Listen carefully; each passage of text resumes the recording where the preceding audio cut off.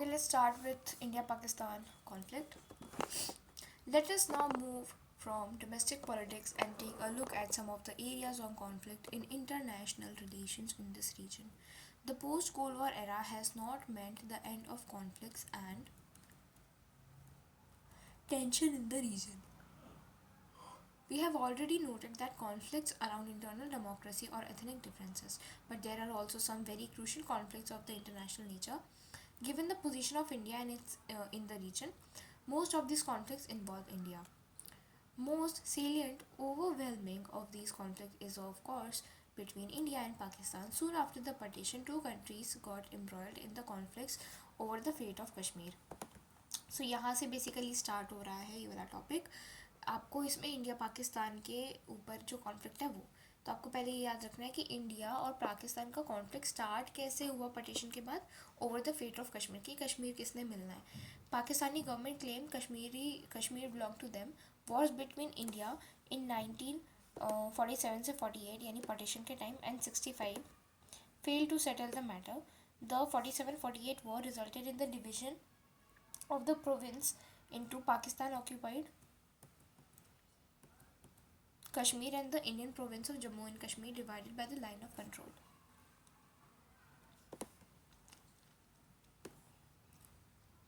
जो आपका 19, इसे बेसिकली आपको एक बार हाईलाइट करने दो इसको, उसके बारे में बताते हैं. इसमें बेसिकली आपको ये बताया जा रहा है कि इंडिया और पाकिस्तान का झगड़ा स्टार्ट कैसे हुआ. Two countries got embroiled into a conflict over the fate of Kashmir. ठीक है, पाकिस्तानियों का ये मानना था कि कश्मीर उनको बिलोंग करता है. दो वॉर्स भी हो गई इस चक्कर में 47-48 में और 65 में, बट फिर भी मैटर सुलझा नहीं. अगर हम 47-48 की बात करें तो तब की जो पार्टीशन के टाइम पे जो वॉर हुई थी, उस वजह से ना आपका जो कश्मीर है प्रोविंस, उसके दो डिवीज़न हो गए थे. एक पीओके बन गया पाकिस्तान ऑक्यूपाइड कश्मीर और दूसरा बन गया Indian province of Jammu and Kashmir. ठीक है, और इन दोनों को लाइन ऑफ एक्चुअल कंट्रोल जो है बना दी दोनों के बीच में. 71 में इंडिया ने वॉर जीत ली वो बांग्लादेश को फ्री कराने में, बट फिर भी कश्मीर का इशू अनसेटल्ड ही रहा. ठीक है, India's conflict with Pakistan is also over strategic issues like control of Siachen glacier. अगर बस ये कश्मीर वाली बात नहीं है, कंट्रोल ओवर सियाचिन ग्लेशियर. ठीक है, दूसरा टॉपिक ये, इस चीज़ पे भी झगड़ा है हमारा. ओवर एक्यूजिशन ऑफ आर्म्स, और दूसरा क्या है हमारा झगड़ा, over the acquisition of arms की, हथियारों के ऊपर भी हमारा झगड़ा हुआ है. The arms race between the two country assume armed race in a sense की किसके पास जितने हथियार है, कौन जितना मिलिट्रली कौन ज़्यादा पावरफुल है, आर्म्स के मामले में, वेपन्स के मामले में कौन ज़्यादा बड़ा है. ठीक है, assume new chapter with both the state acquiring nuclear weapons and missiles to deliver such arms against each other, और दोनों के पास ही न्यूक्लियर वेपन्स हैं. ठीक है,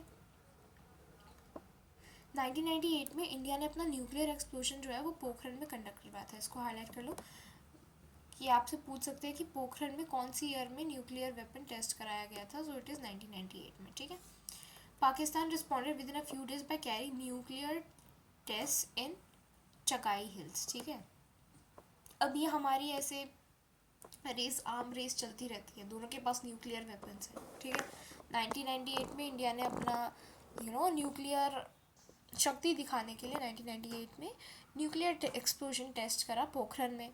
अब उसको रिटेलिएट करने के लिए कि पाकिस्तान को लगा इंडिया दिखा रहा है अपना बड़ा बन रहा है, अपना न्यूक्लियर वेपन दिखा रहा है, तो उन्होंने भी दिखाया और उन्होंने चगाई हिल्स पे जाके अपना न्यूक्लियर टेस्ट करा. लेकिन आज क्यों, पोखरण तो सबको पता रहता है इंडिया ने करा, लेकिन पाकिस्तान ने कहाँ पे करा न्यूक्लियर एक्सप्लोजन, तो चगाई हिल्स.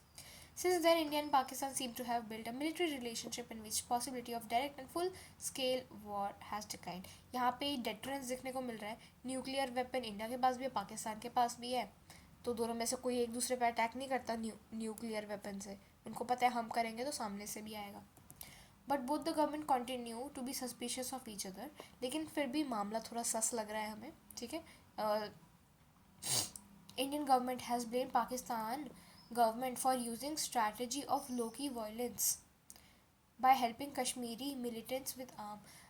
इंडिया ये कह रहा है कि पाकिस्तानी गवर्नमेंट जो है वो स्ट्रैटेजिकली हमें हार्म पहुँचाने का पैदरे आजमा रही है। वो जो है वो कश्मीरी मिलिटेंट्स जो हैं इंडिया में उनको आर्म सप्लाई कर रही हैं वायलेंस फैलाने के लिए, उनको ट्रेनिंग दे रही है, मनी दे रही है, प्रोटेक्शन दे रही है, टेररिस्ट स्ट्राइक कर रही है इंडिया के अगेंस्ट। ठीक है। The Indian government also believes that Pakistan has aided pro Khalistani militants with arms and ammunition. ठीक है। तो इंडिया के दो ब्लेम्स हैं। नंबर वन कि ये कश्मीरी मिलिटेंट्स जो हैं उसको फाइनेंशियली सपोर्ट कर रही है, केयर कर रही है, इंडिया में टेररिज्म फैलाने के लिए आर्म सपोर्ट दे रही है। दूसरा, इंडिया कह रहा है कि पाकिस्तान खालिस्तानी मिलिटेंट्स जो खालिस्तानी मिलिटेंट्स हैं उनको आर्म्स और एम्यूनिशन यानी वेपन सप्लाई कर रही हैं ताकि इंडिया में तहलका मचा सके वो, एंड हल्ला गुल्ला करा सके, एंड इंडिया में क्या हो, रसल हो जाए, एंड या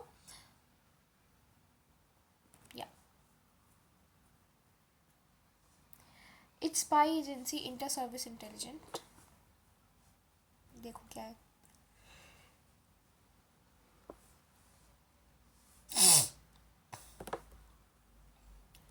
they can ask you, Pakistan की स्पाई एजेंसी का नाम है इंटर सर्विस इंटेलिजेंस। इंडिया का तीसरा एक्यूजेशन ये है कि वहाँ की जो पाकिस्तान की जो स्पाई एजेंसी है ISI, वो जो है बहुत सारे एंटी इंडिया कैंपेन्स में जो कि नॉर्थ ईस्ट में है उसमें काफ़ी ज़्यादा सीक्रेटली ऑपरेट कर रही हैं, एंड एंटी नेशनल कैंपेन्स में इन्वॉल्व है, और सीक्रेटली बांग्लादेश और नेपाल में क्या ऑपरेट कर रही है।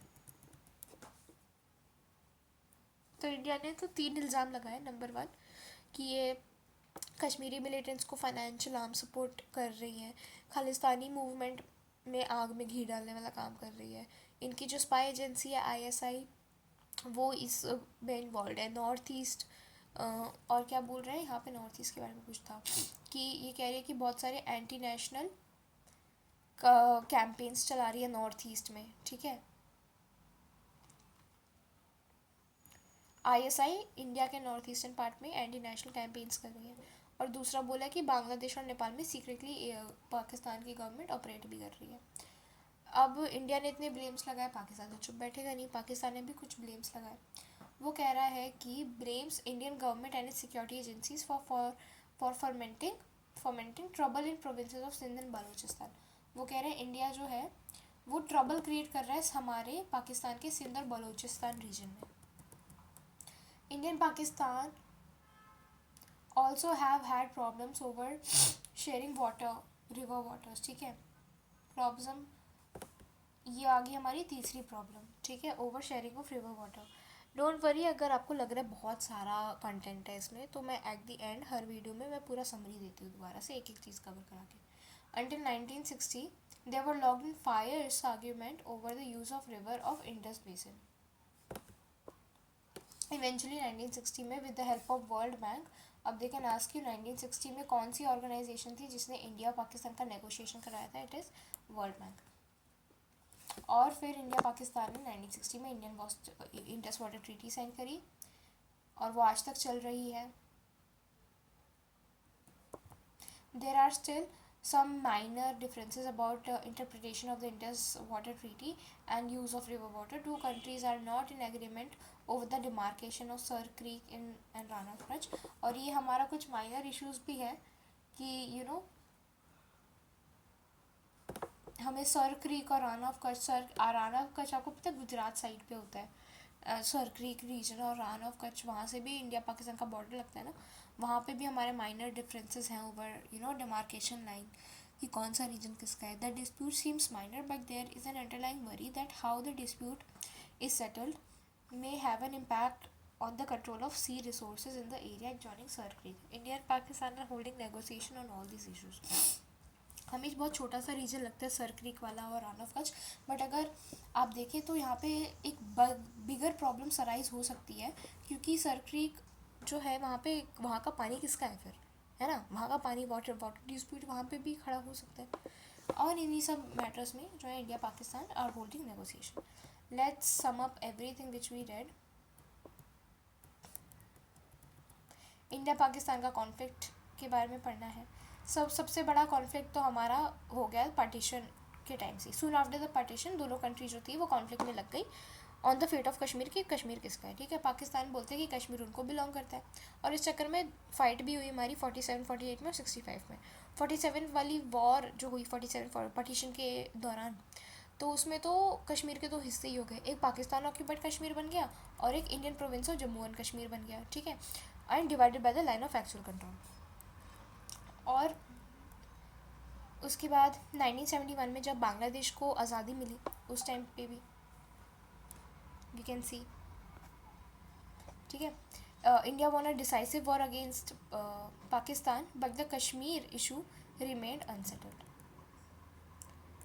1971 में वॉर भी हुई, इंडिया जीती भी, लेकिन फिर भी कश्मीर का इशू में कुछ बदलाव नहीं आया।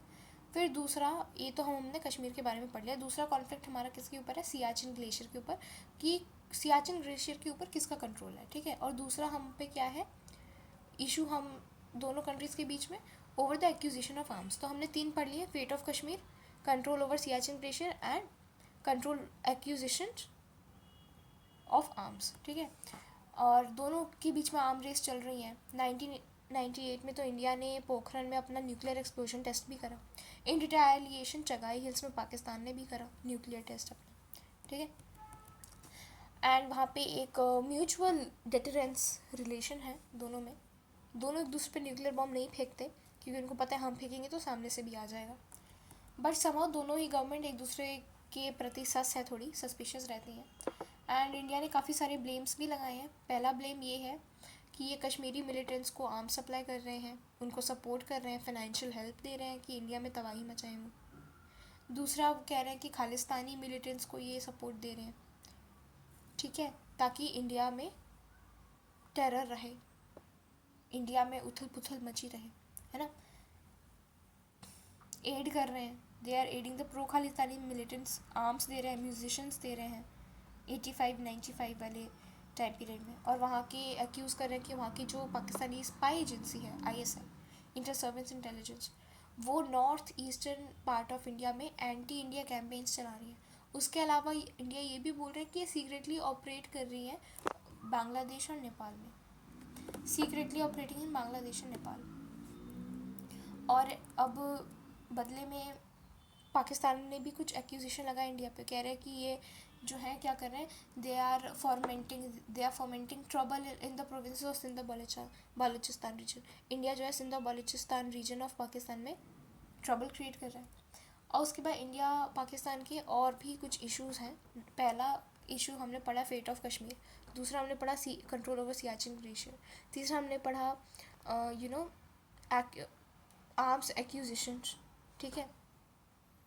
और अब हम तीसरा पढ़ने जा रहे हैं, ये problem over sharing of river water. 1960 में इंडस वाटर के बीच में river dispute over river Indus इस पे स्टार्ट हुआ, और इसमें इवेंचुअली वर्ल्ड बैंक को इंटरवेन करना पड़ा। 1960 में दोनों ने इंडस वाटर ट्रीटी करा, लेकिन दो इस ट्रीटी को अलग तरीके से परसीव करते हैं, थोड़े बहुत माइन्यूट डिफरेंसेस भी हैं इनके इंटरप्रिटेशंस में, but somehow they are trying to negotiate. फिर हमें कह रहे हैं कि हमें हमारा दोनों कंट्रीज़ का agreement, Rann of Kutch region Gujarat पे पड़ता है वो, एंड सर क्रीक वाले रीजन पे दोनों की सहमति नहीं बन रही, वहाँ पे भी वाटर डिस्प्यूट अराइज हो सकता है, लेकिन India and Pakistan are holding negotiation at their level best to solve this issues, okay. Next हम आ जाएंगे, हमारा सेकेंड लास्ट टॉपिक है इंडिया एंड इट्स नेबर्स। इसमें हमें बस इंडिया के रिलेशन हमारे नेबर्स के साथ कैसे हमें वो जानना है। In a very quick manner we are going to cover everything.